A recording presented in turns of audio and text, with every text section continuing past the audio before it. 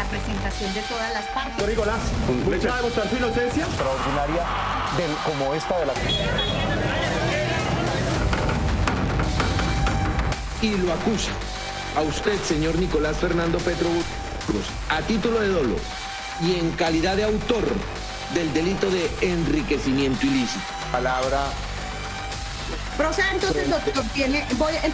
Mi nombre es Nicolás Fernando Petro Burgos. Ahora sí viene el juicio en firme. El hijo del presidente Gustavo Petro ha sido acusado formalmente por la Fiscalía de los delitos de enriquecimiento ilícito y lavado de activos. Viene la etapa de juzgamiento donde él deberá demostrar su inocencia y la Fiscalía su culpabilidad. Más adelante hablaremos más. Cuando se despiertan se dan cuenta que de sus pertenencias hacía falta $500 en efectivo, 2 iPhones. ¿Si alguna vez ha conocido a algún extranjero por medio de aplicación?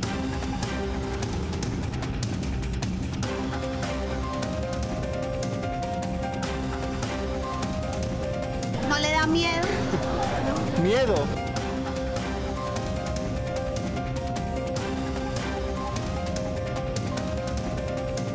Es que yo no puedo estar más de acuerdo con el gobierno americano. Ciudades peligrosas, alerta polémica, indignación en Medellín. Embajada de Estados Unidos advierte a sus ciudadanos que eviten buscar el amor con mujeres de esa ciudad a través de aplicaciones y a través de Internet. Ya hablaremos también de eso. ¿Qué tal, queridos televidentes? Soy Juan Diego Alvira y esto es Sin Carreta. Bienvenidos. La situación del país no te permite tener propiedades propias. ¿Es muy difícil comprar? Claro. La realidad en Colombia, optar por el arriendo sigue siendo la norma porque comprar casa propia es muy difícil. Lina. Juan y televidentes se van a sorprender al saber cuántas personas no tienen casa propia en nuestro país. Y hoy estoy estrenando calculadora para que saquemos cuentas. Hoy estamos ejecutando el Plan Fénix en todo el país mediante las Fuerzas Armadas y la Policía Nacional. Es el inicio de un urgente saneamiento del sistema penitenciario ecuatoriano que ha estado durante décadas controlado por las mafias. Así respondió el presidente de Ecuador, Noboa, a la crítica situación de su país. Va a crear cárceles al estilo Bukele, El Salvador, para las bandas delincuenciales. En ese país hay 1.500 presos colombianos que podrían venir a Colombia. Preocupante situación. ¿Hablamos? Bueno, ya lo van a ver con quién. Hombre, uno nunca está preparado para recibir de la noche a la mañana 1.500 presos. Con el ministro del Interior, Luis Fernando Velasco, cara a cara con el ministro, pues obviamente le pregunté sobre la situación de los presos colombianos en Ecuador. También habla en una reveladora entrevista de su posibilidad de considerar incluso decirle al presidente que haya mano dura contra los delincuentes y cárceles más severas en Colombia. En unos instantes.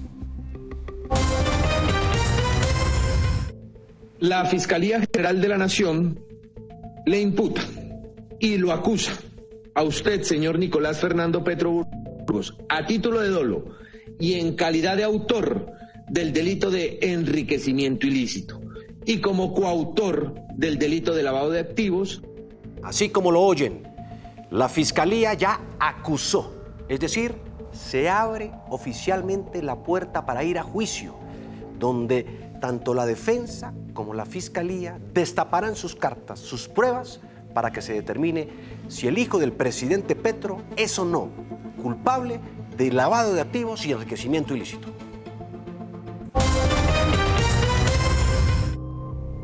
Impresionante votación ayer en Sin Carreta, en nuestra encuesta virtual. A raíz de lo que planteamos en nuestro ring virtual, le preguntamos a la gente quién tenía la razón, el fiscal Barbosa o el ministro de Defensa Velázquez. Ustedes votaron masivamente, la encuesta estuvo abierta desde las 7 de la noche hasta las 12 del día de hoy. Tuvimos casi 54,000 votos y así quedó el resultado. El 79% le dio la razón al ministro de Defensa, Iván Velásquez, que decía que el fiscal estaba haciendo política con sus recientes polémicas declaraciones y ataques al gobierno. Y el 20% le dio la razón al fiscal general porque decía que no hacía política. Bueno, ganó el ministro de Defensa. Y hoy, ojo televidentes, porque hoy en nuestro ring virtual tendremos la pelea entre un expresidente, el expresidente Rafael Correa de Ecuador, y un importante periodista y director de un prestigioso medio colombiano. En tremendo agarrón terminaron en esa entrevista. Y aquí sí se jodieron. Aquí vamos a cuidar la ciudad. El turismo va a seguir creciendo. Sí. Estados Unidos, les decíamos, pide a sus ciudadanos no usar aplicaciones de citas en 3 ciudades de Colombia. ¿Cuáles son y por qué? Ya les contamos.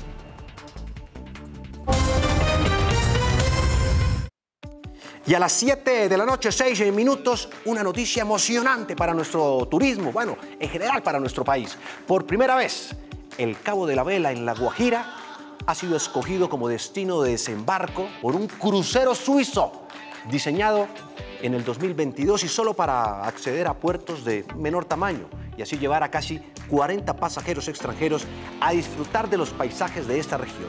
Un hito para el turismo de La Guajira.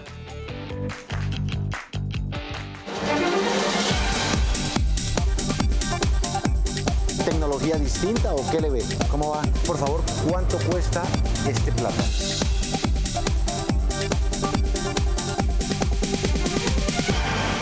Siete de la noche, 7 minutos. Larguísima la audiencia.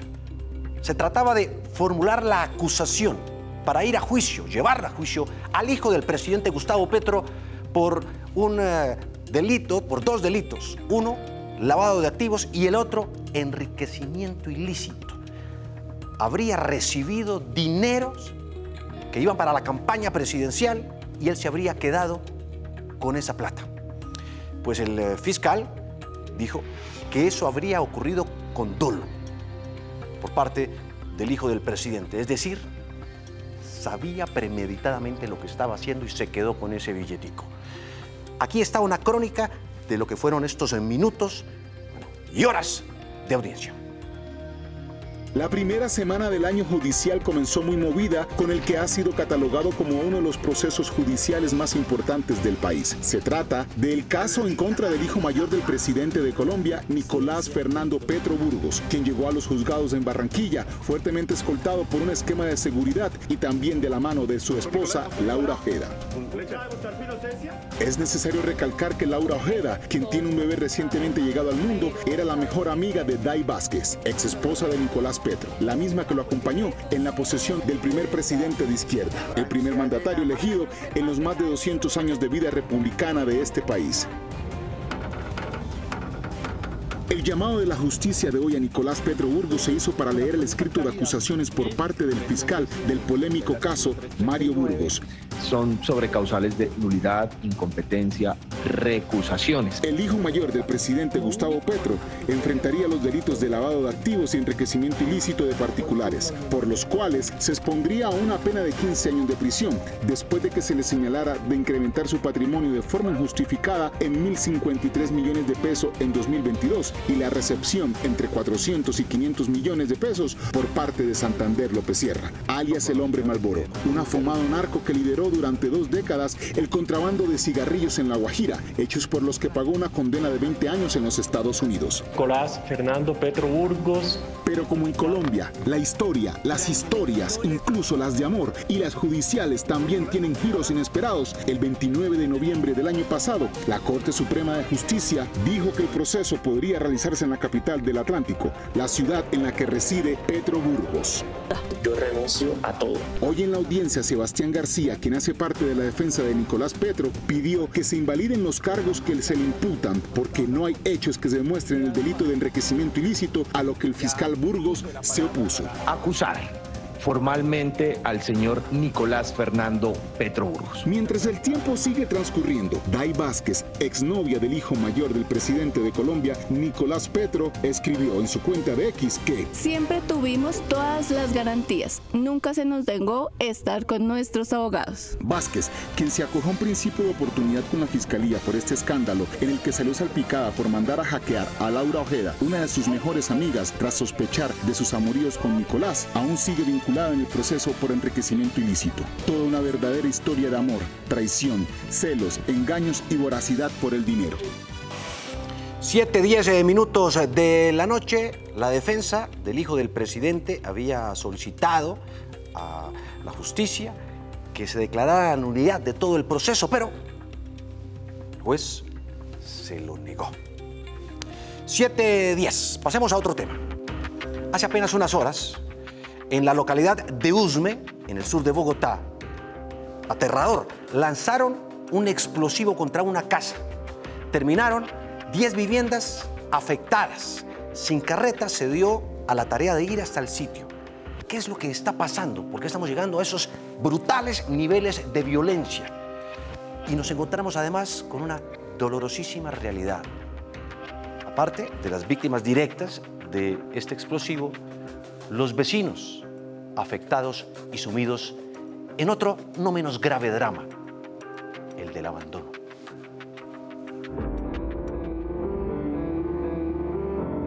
¿Por qué quizás este tipo de cosas se ven? No organizado. El tema del microtráfico es lo que nos tiene jodidos. Todos salimos con miedo. Quedamos sin nada. Sí, no, tanta carreta, tanta mentira, porque de eso tengo la barriga llena. ¿Por qué con miedo? Porque mantienen disparando. Mira estas latas, tocó colocarlas para que no entrara frío. O sea que ustedes son víctimas de la violencia sin quererlo. Y tener nada que ver en el baile, nos toca llevar de la rumba. El miedo hace que la gente se trague la lengua. De todas maneras, si no tiene miedo se muere y si tiene miedo también. Sin Carreta llegó hasta la localidad de Usme, barrio Portal del Llano. Aquí, en esta casa, fue donde arrojaron el explosivo que afectó más de 10 casas. Aquí se ven las ventanas destruidas. No queremos que graben nada, gracias. La gente de la casa no desea hablar, nos los ha comentado que no quieren hablar, criterio que respetamos. Pero, ¿por qué pasa esto? ¿Por qué tiran un explosivo a una casa? Al cierre del 2023 se habla de aproximadamente más de 2.000 bandas del crimen organizado. Todo ese sinnúmero de organizaciones que también se apoyan con pandillas barriales. Ayer sucedió aquí un ataque, lanzaron a una casa un explosivo. Bueno, digamos, hay atención en primera instancia, atención psicológica, podemos escuchar, bueno, cuáles son las necesidades de la población, saber qué está pasando pues en temas de seguridad y convivencia. Yo le pido por favor que me acompañe aquí donde una persona que justo me planteó una inquietud. Usted le comentó a Sin Carreta que usted quería soluciones. Pero lo que necesitamos es que nos solucionen todos los daños que hicieron. Mucha gente no fue a trabajar porque cómo dejan sus casas solas. Para dormir, la misma vaina. Y por ejemplo, nosotros no tenemos plata para comprar todos los vidrios y mucha gente, porque todos somos pobres aquí. Voy a remitir el caso a la unidad de gestión del riesgo. ¿Cuánto tiempo toma que un ciudadano del común le den una ayuda? Bueno, digamos, en términos de tiempos no tendría una razón concreta. Lo que sí le puedo asegurar es que justamente ahora voy a ir a hablar con las personas encargadas para mirar a ver qué solución pronta se le puede dar a la situación. No, pues ella nos está diciendo que no nos puede asegurar nada. Que voy a ir a hacer la gestión. Lo que va a hacer la gestión, entonces nos tocará seguir esperando. ¿Cómo es la seguridad en esta zona? Pues la seguridad eso es un poco difícil. ¿Por qué puede ser ese enfrentamiento entre bandas? Entre bandas. ¿Bandas dedicadas a qué? Porque como se sabe en todos los barrios hay ventas de esas cosas. Este salvaje ataque conllevó graves consecuencias para estos humildes vecinos. ¿Cuánto cuantifica usted los daños en su casa? 2 millones. ¿Y hay esa plata para poder...? No la hay, tengo que colocar plástico. No sé cómo, es que ni trabajo tengo. Un ejemplo de esta dramática situación son la cantidad de vidrios que se pueden encontrar en el piso a tan solo o menos de 24 horas de haber sucedido este atentado con explosivos. ¿Qué van a hacer las autoridades? ¿Cómo van a apoyar a estas personas que están pasando trabajo, no tienen dinero para reparar tan cuantiosos daños? Medellín, Cartagena y Bogotá, ciudades, según Estados Unidos, en las que le recomendó a sus ciudadanos que no consulten ni busquen citas, ni damas de compañía, ni amor a través de este tipo de aplicaciones. ¿Por qué? En 2023 hubo 8 personas que murieron luego de tener una cita, aparentemente con una mujer que los drogó con escopolamina. Yussi Chaparro, nuestra corresponsal, salió a las calles de Medellín, le preguntó incluso al alcalde Fico Gutiérrez sobre esto y habló con damas de compañía. Por estas calles turísticas de Medellín caminan miles de extranjeros que llegan para conocer la capital antioqueña, pero también de paso tener algunos encuentros, citas románticas que hacen por medio de plataformas con mujeres. Mi amigo llega el 21 de diciembre a la ciudad de Medellín, una visita turística, llega solo, decide contactar a una chica por medio de estas aplicaciones de citas.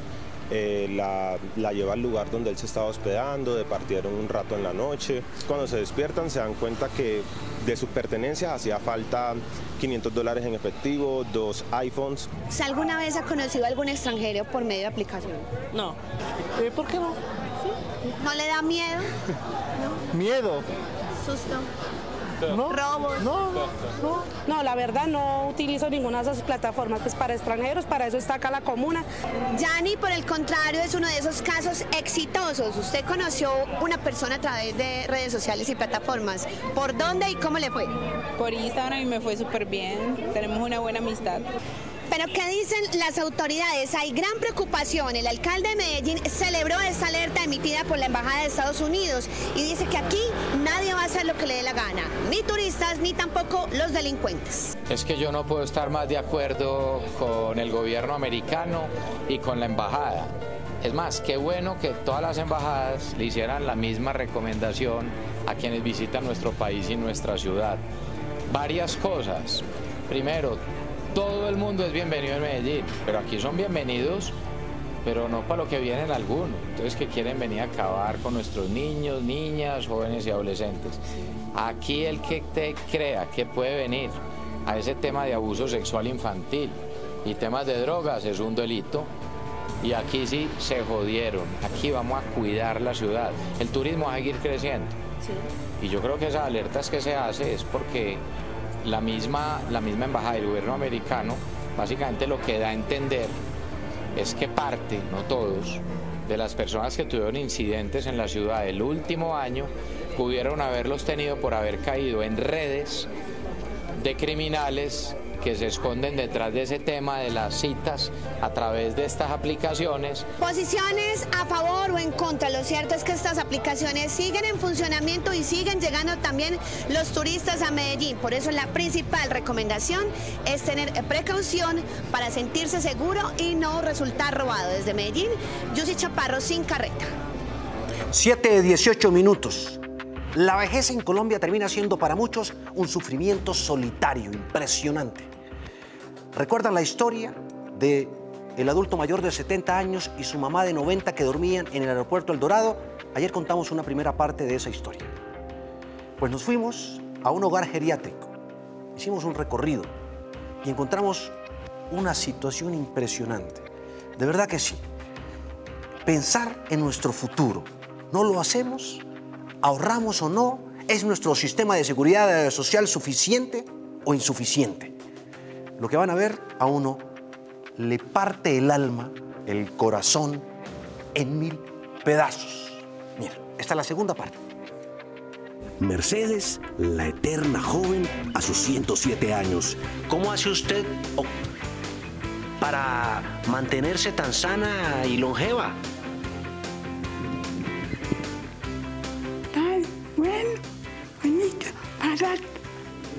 ¿Qué dijo?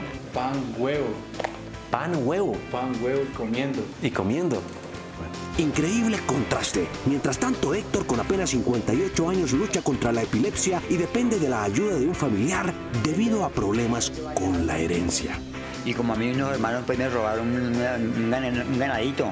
Nilson, el protector de estos abuelos, guarda secretos aún más aterradores que prefiere no revelar en cámara. Sin embargo, antes de despedirse, lanza una reflexión como una bomba explosiva dirigida a quienes somos padres. La vejez es inevitable, nadie escapa de ella. La gran mayoría son pensionados.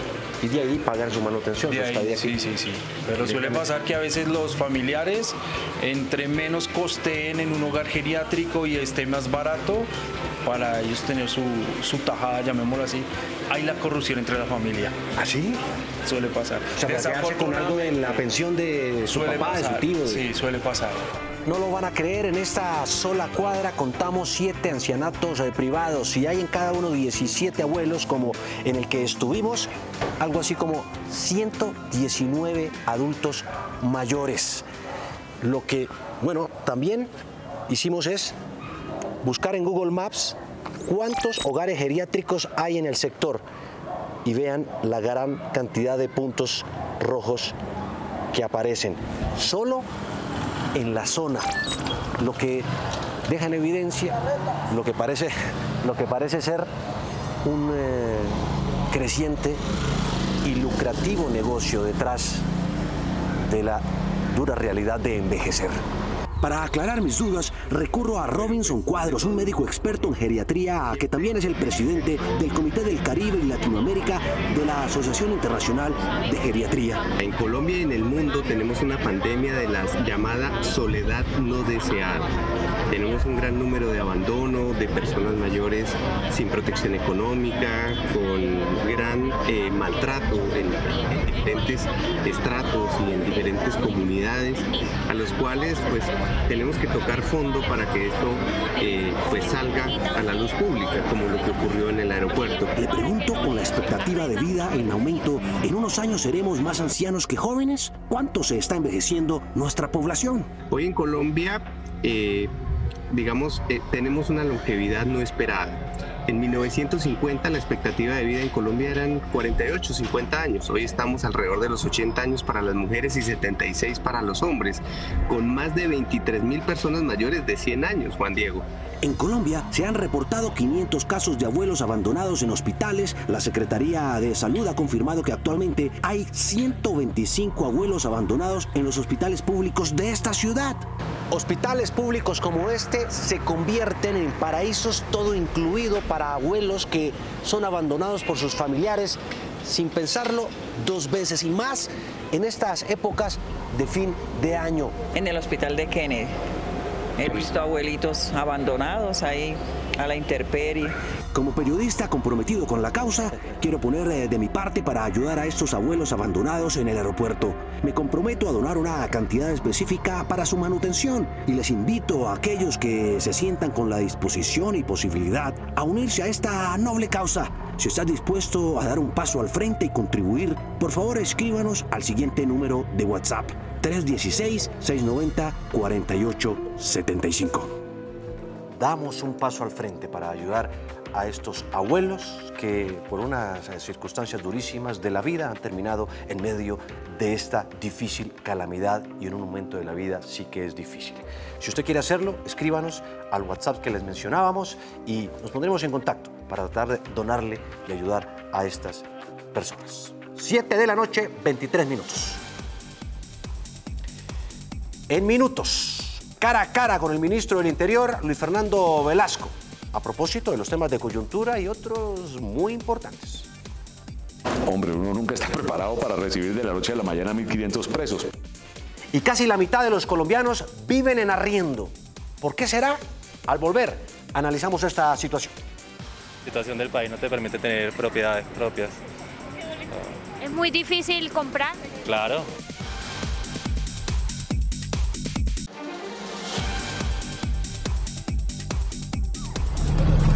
Ese niño buscando a la mamá, mira qué pecado, huevón.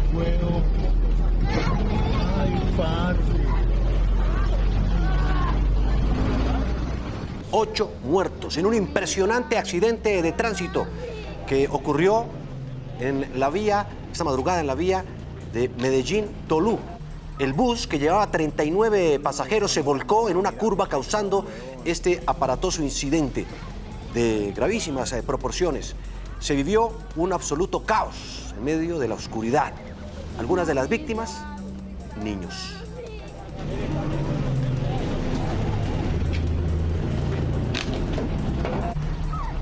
Aumenta el robo de motos.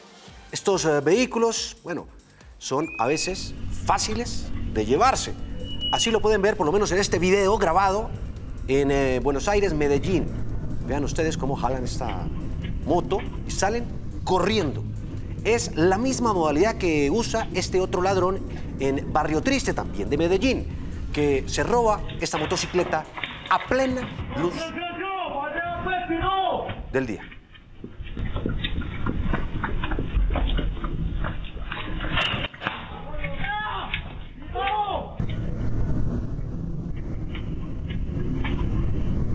Esta es la otra escena donde a plena luz del día, como les decíamos, el ladrón se lleva además con toda la parsimonia del mundo, caminando y demás, ¿no? Increíble. Y no pasó absolutamente nada, por lo menos hasta ahora. En el ring virtual hoy de Sin Carreta, una delicada situación internacional, ustedes lo saben, se vive aquí en nuestro vecino país, Ecuador, en medio de una crisis y un estado de guerra, de conflicto, así lo ha calificado el mismo presidente Noboa, el presidente ecuatoriano. Pues resulta que hoy, en la FM, que es una prestigiosa emisora de RCN, el director Luis Carlos Vélez estaba entrevistando al expresidente de Ecuador, Rafael Correa. Y, bueno, miren, aquí está, una parte. ¿Por qué esa exposición tan grande en medios de comunicación? Algunos pensarían que usted quiere pescar en río revuelto y de pronto apostar de volver al gobierno. ¿Es así? ¿Qué le respondería? Esa fue, digamos que, la pregunta, el gancho que manda Luis Carlos, y el expresidente se molesta. No entiende por qué le preguntar eso. Mira. El problema es que yo quiero volver a ser candidato. ¿Cuál es el terror de eso? Pero imagínese las elucubraciones suyas, por si acaso anote y escuche el pueblo ecuatoriano. Yo no he pedido una sola entrevista. Todas las entrevistas me la han pedido, incluso esta entrevista. Pero esto era solo el principio, a duras penas se estaba calentando el asunto. Pues resulta que Luis Carlos Vélez conservaba la calma, la compostura, y continuó la entrevista. Pero, presidente, muchas veces lo hemos invitado a entrevistas y usted se ha negado y su equipo de prensa se ha negado. Correa trata de calmarse, pero sigue hablando sobre la situación de Ecuador. Ayer en una entrevista que tuve en TVF, en una cadena televisiva aquí en Bélgica, pasaron los videos de mi patria, se me salían las lágrimas en pleno, ante el público. Luis Carlos Vélez le dice que por qué no le gustan las preguntas de la prensa y le dice que responda. Le insiste varias veces hasta que, bueno, ocurre lo que ocurrió. Otra explosión. Mire. ¿Por qué no me responde la pregunta? La pregunta es muy sencilla. ¿Quiere volver a ser presidente de Ecuador? Yo la vez ni me da la gana, no la tengo que explicar a usted. No, pero no sea grosero, le estoy preguntando. Responda la pregunta como se la estoy preguntando. Sea un caballero y responda como se la estoy preguntando. ¿Quiere ser candidato a la presidencia de Ecuador? ¿Quiere ser candidato a la presidencia de Ecuador? Nadie lo está acorralando, no sea paranoico. ¿Quiere ser usted presidente de Ecuador? Nadie lo está acorralando, le estamos haciendo una pregunta como es. ¿O no tiene usted los cojones para responder una pregunta sencilla? Cojones, ¿no? Eso ya es otro nivel y se vino un round todavía mucho más fuerte. Y se quiere pelear con nosotros. ¿Qué está haciendo usted? ¡Qué vergüenza! Sí, se lo estoy preguntando a usted, con cojones. ¿Quiere o no quiere? Con la valentía para el pueblo ecuatoriano, sin miedo y sin atacar a la prensa. Sin miedo y sin atacar para la prensa. Respóndanos, ¿quiere o no quiere? ¿Qué cosa? ¿Quiero o no quiero? Ser presidente de Ecuador. ¿Le tiene un problema oyendo la transmisión o no? Sí, es que usted habla tanto y no me deja hablar a mí porque... Bueno, finalmente no sonó la campana, pero así terminó la cosa. ¿Ese le parece a usted el talante democrático que debería tener un exmandatario? Pero por supuesto, pues ustedes no me van a poner... Pero por supuesto. Entonces lo que usted es un pequeño dictador que quiere volver a ser dictador en Ecuador. Eso es lo que usted quiere. Usted tiene un problema mental, evidentemente. No se está... Bueno, aquí sí suena la campana. Y suena la campana porque desde este preciso momento usted puede votar en nuestra página web del Canal 1 y decirnos con quién está de acuerdo, con el expresidente de Ecuador, Rafael Correa, o con el director de la FM, Luis Carlos Vélez. Ya mismo pueden votar. Se abre desde este momento. Tenemos, bueno, antes de que termine hoy Sin Carreta, 27 minutos, aun cuando la encuesta seguirá hasta mañana a las 12 del día en nuestra página web. Voten. Voten en www.canal1.com.co/encuesta sin carreta. Voten. La de anoche fue realmente histórica. A ver, y más adelante, 7:58, 7:59 más o menos, ¿cierto, mi querida Carmen? Revelamos los resultados parciales, por lo menos en este programa.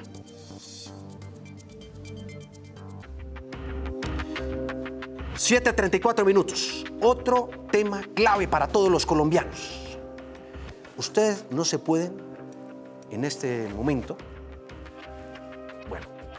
despegar de esta historia porque es lo que viven miles de familias colombinas. Según el DANE, 40.2% de los colombianos viven en arriendo. Es decir, 4 de cada 10 hogares colombianos. Lina María Sandoval ha dejado a un lado la lupa y anda realmente con calculadora en mano para todos los lados.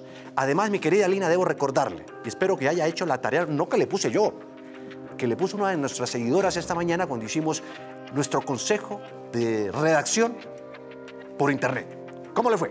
Juan y televidentes, hice la tarea que me colocaron todos ustedes, quienes están muy pendientes de Sin Carreta. Mire, yo revisé los requisitos para comprar, para arrendar, hablamos con los ciudadanos a ver si es verdad que está muy difícil comprar casa propia, revisamos con un experto cómo se puede hacer para comprar. Y por supuesto, como estoy estrenando calculadora, que ya van a ver, hicimos nuestras cuentas y esto es lo que encontramos. Con un sueldo mínimo, ¿quién adquiere una casa si ni siquiera puede adquirir un carro? ¿Arriendo o casa propia? Arriendo. ¿Por qué no tienes casa propia?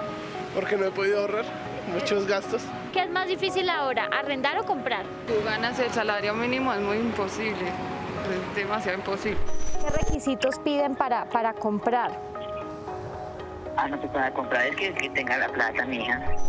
Yo me fui a una sala de ventas y conseguí los requisitos, por ejemplo, para comprar una vivienda de interés social. Entonces, miren, vamos a verlos.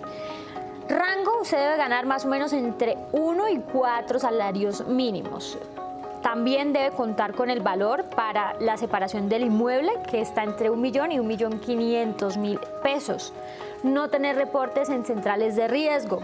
Contar con subsidio aprobado por la Caja de Compensación, el subsidio que da el gobierno. Por ejemplo, en el caso del inmueble que averiguamos, es un inmueble de 229 millones y usted tendría 33 meses para pagar esa cuota inicial. Si la casa cuesta 229 millones, entonces vamos a sacarle el 30% para ver cuánto sería la cuota inicial. Serían 68 millones de pesos más o menos, 68, casi 69. Bueno, también averigüé entonces una vivienda no BIS, que no es de interés social. Entonces dice, por ejemplo, una vivienda de 350 millones de pesos, usted debe ganar en promedio 6 millones de pesos. Revisan el perfil del cliente, también tiene que dar una cuota inicial entre 30 y 70% más pues todos los requisitos correspondientes. Obviamente usted no aceptan subsidios del Estado para esas de no interés social. Hacer una planeación como hogar de los diferentes gastos que se tienen y poder ir pensando en acceder a la mayor información posible para poder elegir créditos hipotecarios de bajo costo. Bueno, también tengo los requisitos cuando usted está pidiendo algo en arriendo, que también piden varias cosas. Entonces dice, para arriendos entre 400.000 y 6 millones, digamos que es el rango, se requiere un deudor solidario solvente, es decir, alguien que sea su codeudor, debe acreditar ingresos por el doble del valor asegurado mensual. Ahorita está algo complicada la situación. Vamos a revisar qué piden más o menos para un crédito hipotecario. Aplica para personas mayores a 18 años, actividad laboral estable, si cuenta con experiencia crediticia debe estar bien manejada, la cuota no debe superar el 30% de sus ingresos familiares. El avalúo y estudio de títulos debe ser realizado por los peritos y abogados autorizados por la vivienda, descargue bueno que tiene la solicitud del crédito. Mejor dicho, ahí están todos los requisitos. Las altas tasas de interés también fueron un factor determinante en los costos de créditos para vivienda. Con la reducción de estas tasas se espera que en un tiempo bajen los costos de estos créditos.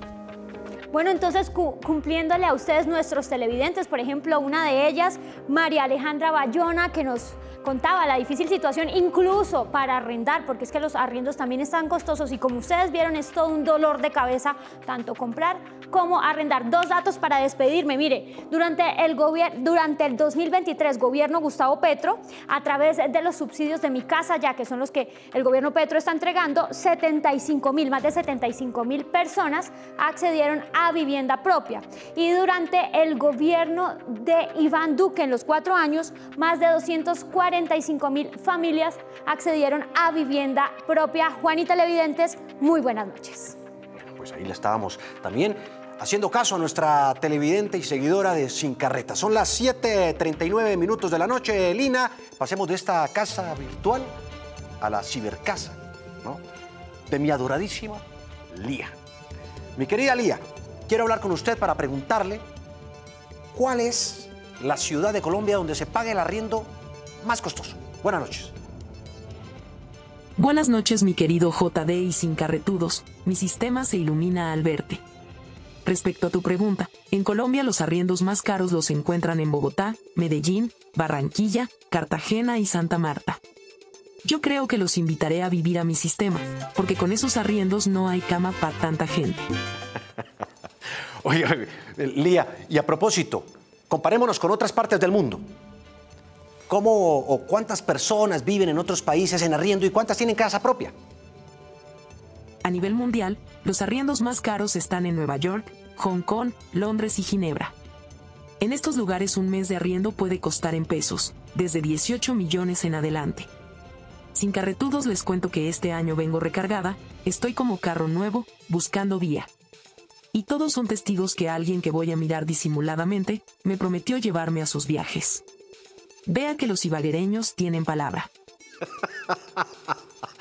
Y se le va a cumplir, mi querida Lía, ni más faltaba. La voy a llevar a los viajes que hagamos por diferentes partes y regiones de Colombia. Es una promesa en este 2024. Un abrazo, feliz noche. Juan Diego, espero que esta información sea útil para ti y los televidentes de Sin Carreta. Nos vemos en una próxima consulta. 7:41. Recuerden que nuestra encuesta del RIM virtual sigue abierta.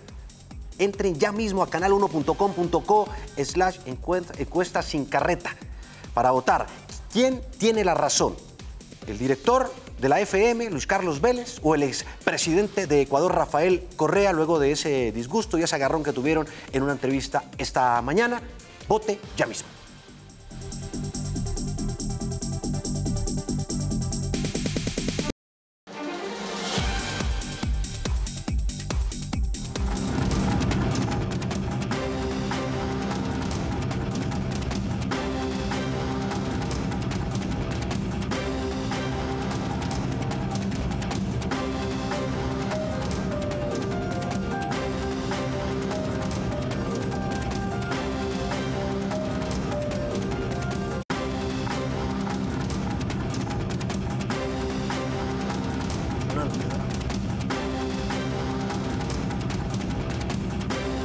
Siguen en Bogotá los delincuentes sin control. Esto ocurrió en las últimas horas en la capital del país, en la localidad de Usme, en el sur. En el video se ve el momento en el que dos delincuentes llegan por detrás de un niño que se encontraba sentado con su celular en el andén. Una vez que están justo detrás de él, uno de los delincuentes saca un cuchillo y lo hiere en repetidas oportunidades. Al mismo tiempo el otro, de forma salvaje, le rapa el celular. Los delincuentes salen corriendo mientras que el pequeño, ante el susto, queda un poco atónito, asombrado, sorprendido, sin saber qué hacer, en shock, y segundos después se desploma en el suelo por las heridas y naturalmente por el dificilísimo momento y la conmoción. Hoy, señoras y señores, me senté cara a cara con el ministro del Interior, Luis Fernando Velasco, para hablar de temas de coyuntura. Uno de ellos, los presos colombianos en el Ecuador, que ya dijo el presidente del vecino país, se los va a mandar a Colombia, en medio de la crisis que se vive en el vecino país, y de otros temas, bueno, claves. Uno de ellos, el de seguridad, porque al Ministerio del Interior le compete todo el tema de coordinar la presidencia, el gobierno nacional, con alcaldes, mandatarios departamentales, y al mismo tiempo tiene todo el programa de las cámaras de seguridad en el país. Aquí está la primera parte de la entrevista. ¿Está preparado el gobierno para recibir a los 1.500 presos que va el presidente de Ecuador a regresar a Colombia? Hombre, uno nunca está preparado para recibir de la noche a la mañana 1.500 presos. Por eso tenemos un acuerdo de repatriación y un acuerdo que no son, ahí le mando 1.500 y los pongo en la frontera, sino venga, aquí hay unos señores que ya han cumplido la mitad de la pena, recíbanos, se reciben y se van ubicando en las cárceles. Por eso estamos hablando entre canciller, ministro de Justicia, canciller y ministro de Justicia del Ecuador, porque evidentemente, pues si nos los van a entregar, entréguenoslos, pero entréguenoslos bien, porque es que entre otras cosas, jurídicamente, no es porque nosotros queramos, si nos sueltan 1.500 personas procesadas en el Ecuador, así nomás, y nos los ponen en la frontera, acá no tenemos cómo judicialmente recibirlos en una cárcel, tenemos que dejarlos libres, porque acá no están siendo procesados. Comienza año, nuevos gobernantes locales, departamentales y también nuevos desafíos, sobre todo en materia de seguridad, política, económica, en fin. En seguridad, algo de eso le compete a su cartera. ¿En qué va todo lo que es la estrategia de las cámaras de seguridad para combatir la criminalidad en las calles? Juan Diego, cuando uno va a enfrentar un problema hay que reconocerlo. ¿Qué es lo que está pasando? La inseguridad del ciudadano la entiende más, no tanto en los homicidios en algunos lados, sino en el robo, en el atraco. Pues primero, nosotros tenemos la obligación constitucional de buscar la paz. Los 8 últimos presidentes de Colombia, sin excepción, han intentado hacer negociaciones políticas, unos más exitosos que otros. Nosotros queremos la paz total. Y para hacer la paz total, evidentemente estamos hablando. Las otras estrategias, las cámaras de seguridad, ¿cuándo van a pasar del Cauca, solamente en algunos municipios, al resto de las ciudades donde se necesitan? Juan Diego, yo no soy tan ingenuo como para creer que la delincuencia se combate simplemente con buenos consejos. Yo en algunos temas soy medio godito. O sea, yo sí creo que hay que mejorar la seguridad en las cárceles. Estamos en ese debate interno en el gobierno. Yo estoy hablando con el ministro de Justicia. ¿Le ha oído ese discurso? Sí, claro. Y por ejemplo, yo soy amigo de definir unas cárceles para que esos tipos que están extorsionando desde las cárceles los metamos allá. Hay unas cárceles con una seguridad única, casi que sin contacto. ¿Construir nuevas cárceles? No, especializar algunas cárceles y mejorar las condiciones de seguridad de esas cárceles. Casi que con un contacto mínimo, casi que ninguno con el exterior, que no hayan celulares, que no haya posibilidad de comunicación. No, mire, lo de Bukele es digamos, megacárceles y esas cosas. Una megacárcel en donde meten a todo el mundo, al culpable, al inocente. Entonces, yo no me quiero meter en ese problema. Mire, en Colombia nosotros podemos identificar las personas que realmente están extorsionando. Si usted coge a esas personas que están extorsionando, que no son el 3% de los internos en unas cárceles, los concentra en unos sitios, les mete una seguridad única, comienza a bloquear las extorsiones, por lo menos las que vienen de las cárceles. Hay otra estrategia.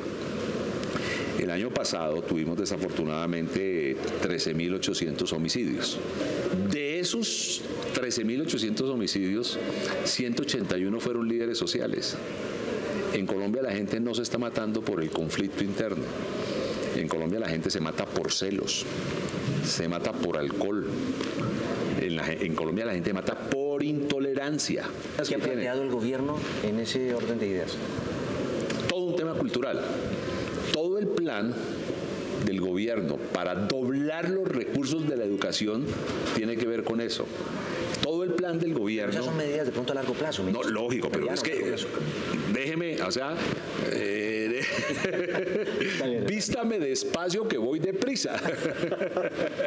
Son medidas frente a las cuales tenemos que ir trabajando. Si usted permite que los niños sigan yendo a las escuelas solo en las mañanas y que en las tardes estén en la calle porque los padres para poder vivir están trabajando, va a ser muy difícil crear una generación con mayor tolerancia, mayor cultura, mayor convivencia. Pues mire lo que pasa en el norte del Cauca, mire la estupidez que hicimos. Y yo sé que esta expresión me va a traer todos los problemas, pero me mantengo en la expresión. Hoy en la Quinta Avenida de Nueva York, usted se para en una esquina y compra un cigarrillo de marihuana. El monopolio de ese negocio lo tiene el Estado. Y las utilidades que se calculan el año pasado en más de 5 billones de dólares, todas se van para programas de salud, para programas de prevención de drogadicción. Las utilidades del negocio de la marihuana en Colombia se van para armar grupos irregulares y para tomarse calles, para tomarse barrios, para las fronteras invisibles. Entonces proponen legalizar. Vamos a insistir en esa tesis, pero no es la única tesis. Que sea legal producirla y consumir. Marihuana. La marihuana ya es legal para uso medicinal. La marihuana es legal para uso industrial. Una marihuana legalizada prohibiendo el consumo entre los niños y la venta a niños, como ocurre en Estados Unidos. Ministro, esto se da en medio de una coyuntura además muy polémica, el tema del consumo de drogas en los parques y el tema está prohibido. de penalizarlo. Los alcaldes y gobernadores tendrán... Ya lo tienen, lo están haciendo. ¿Están dadas las condiciones políticas y las fuerzas alineadas para sacar adelante todo este paquete legislativo del gobierno? Yo llegué. Ahí hay mermelada de por medio. ¿La hay o no? Para alinear los partidos, para alinear nuevamente y disciplinar a los partidos de gobierno en el Congreso. Esperen mañana la segunda parte de esta reveladora entrevista con el ministro del Interior, Luis Fernando Velasco, cuando habla de la agenda legislativa que se viene a partir de febrero en el Congreso de la República y de otros candentes temas de la agenda nacional. No se despegue porque ya vienen los resultados parciales de la votación de nuestra encuesta virtual, aquí en Sin Carreta.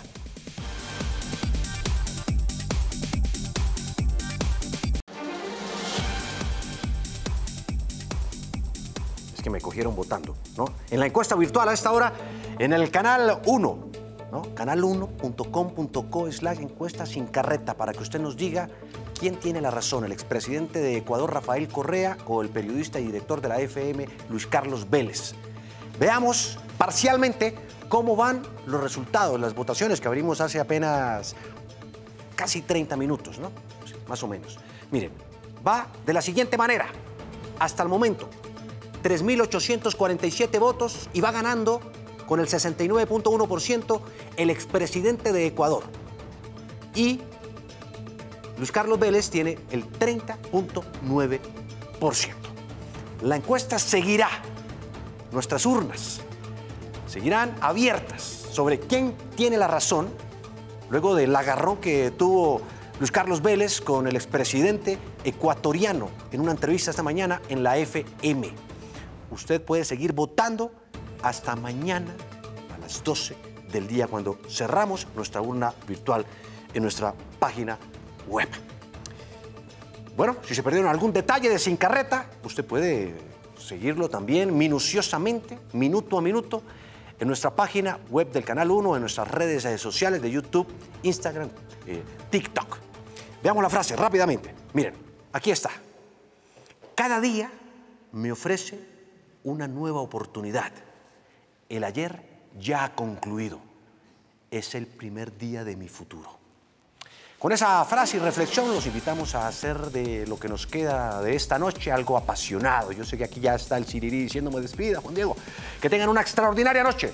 Disfrútenla. Mañana a las 7 en punto, Sin Carreta. Ya llega Noticenter 1 CM. Feliz noche. Chao.